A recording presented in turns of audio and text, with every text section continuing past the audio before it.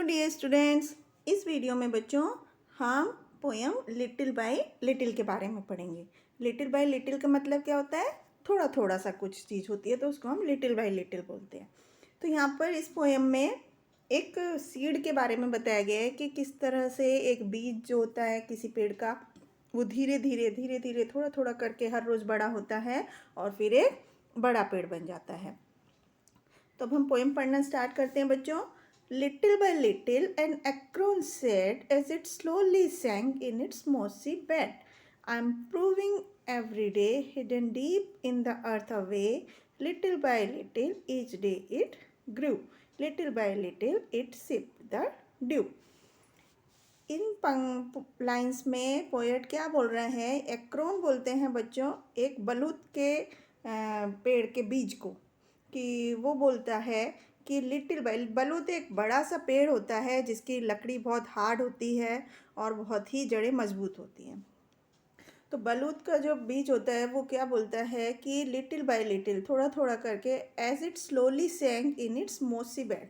मोसी बोलते हैं बच्चों जो दलदला, या एक आप समझ सकते हैं यहाँ पर मिट्टी के जो ज़मीन है, मिट्टी के अंदर वो बीज गिर जाता है तो किस तरह से वो धीरे धीरे उसमें ज़मीन के अंदर डूब जा, सैंक मतलब डूबना, ज़मीन के अंदर गिर जाता है बीज बलूत का। तो I am improving every day, वो बीज बोलता है कि hidden deep in the earth away, कि मैं ज़मीन के अंदर कहीं पर दूर, अवे मतलब दूर, डीप मतलब गहराई में छुपा हुआ हूँ। ज़मीन के अंदर वो बीज बहुत गहराई में और दूर कहीं पर छुपा हुआ है और मैं धीरे धीरे इम्प्रूव कर रहा हूँ। इम्प्रूव मतलब बड़ा हो रहा हूँ धीरे धीरे, लिटिल बाय लिटिल मैं बड़ा हो रहा हूँ। Little bye little each day it grew, मतलब हर एक रोज़, ईच डे मतलब हर एक दिन वो थोड़ा थोड़ा करके बड़ा हो रहा है। And little bye little it sipped the due. Due बोलते हैं बच्चों ओस की बूंद पर, जो पेड़ के पत्तों पर जो ओस की बूंद गिरती है वो उस सिप मतलब पीना, वो जो बीज है उस पानी तक पहुंच रहा है, जो ओस के बूंद है वो उस पानी को थोड़ा थोड़ा पी करके, उस पानी को लेकर के वो हर रोज़ थोड़ा थोड़ा बड़ा हो रहा है। अब नेक्स्ट लाइन्स पढ़ते हैं। Downwards it sent out a thread like root, up in the air sprang a tiny shoot. Day by day and year by year, little by little the leaves appear, and the slender branches spread far and wide, till the mighty oak is the forest's pride. तो बच्चों downwards होता है, downwards मतलब नीचे की तरफ।